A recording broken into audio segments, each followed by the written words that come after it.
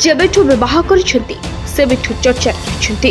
ସଲମାନ ଖାନଙ୍କ ପରେ ଆମିର ଖାନ ଏବେ ଲରେନ୍ସ ବିଷ୍ଣୋଇ ଗ୍ୟାଙ୍ଗର ଟାର୍ଗେଟକୁ ଆସିଛନ୍ତି। ଲରେନ୍ସ ବିଷ୍ଣୋଇ ଗ୍ୟାଙ୍ଗ ପକ୍ଷରୁ ଆରଜୁ ବିଷ୍ଣୋଇ ଏବଂ ଟାଇସନ ବିଷ୍ଣୋଇ ସୋସିଆଲ ମିଡିଆରେ ଆମିର ଖାନଙ୍କୁ ଧମକ ଦେଇ ପୋଷ୍ଟ ଏବଂ ଅଡିଓ ମେସେଜ ପଠାଇଛନ୍ତି। ଆରଜୁ ବିଷ୍ଣୋଇ ଏବଂ ଟାଇସନ ବିଷ୍ଣୋଇଙ୍କ ସୋସିଆଲ ମିଡିଆ ପୋଷ୍ଟ ମାଧ୍ୟମରେ ଲରେନ୍ସ ବିଷ୍ଣୋଇ ଗ୍ୟାଙ୍ଗ ପକ୍ଷରୁ ଆମିର ଖାନଙ୍କୁ ମିଳିଥିବା ଧମକରେ ଲେଖାଯାଇଛି, ଜୟ ଶ୍ରୀରାମ, ଜୟ ସୀତାରାମ। ମୁଁ ଆରଜୁ ବିଷ୍ଣୋଇ ଏବଂ ଟାଇସନ ବିଷ୍ଣୋଇ आमिर खान परी लोक माने आम देश लव जिहाद नाम आम संस्कृति विरोधी कार्य को प्रोत्साहित करें कुकुर को सह करूना एवं खूब शीघ्र ताकू उचित जवाब देबू। यह आमर सनातन धर्म एवं देश विरोधी कार्य। आमे आमर भाई भौणी एवं देशवापी को प्रतिश्रुति देइछु जे जो माने एही घृण आचरण को प्रोत्साहित करेंगे आमे सेमानकु उचित जवाब देबू।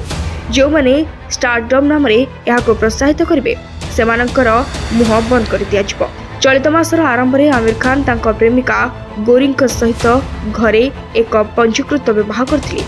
एही तृतीय विवाह यथेष्ट विवाद सृष्टि करछि। अनेक हिंदू संगठन आमिर खान को विवाह को लव जिहाद बोली कहिसेंति एवं अभिनेता विरोध में फतवा जारी करा जायछि। ए सब मध्य आमिर खान एक साक्षात्कार तांको विवाह को नहीं होइतबा हंगामार जवाब दे कहिसेंति जे तांकर पत्नी गौरी ख्रिस्टियान धर्मर, से हिंदी नुहंती, से धर्म परिवर्तन करना। से यह कहते कि जे तांको झियो एवं भौणी माने मध्य हिंदू सहित विवाह करछन्ते। अभिनेता यह स्पष्ट कर दुई पूर्वतन पत्नी रीना दत्ता एवं किरण राव मध्य इस्लाम धर्म ग्रहण करना। Report ध्रुववार्ता news.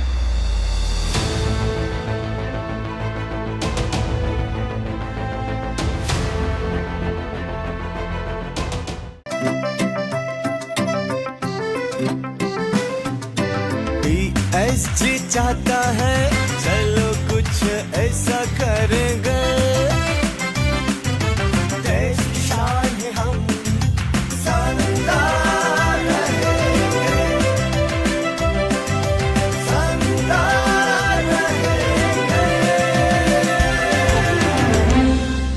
TSC Gurukul गोठपाटଣା Bhubaneswar.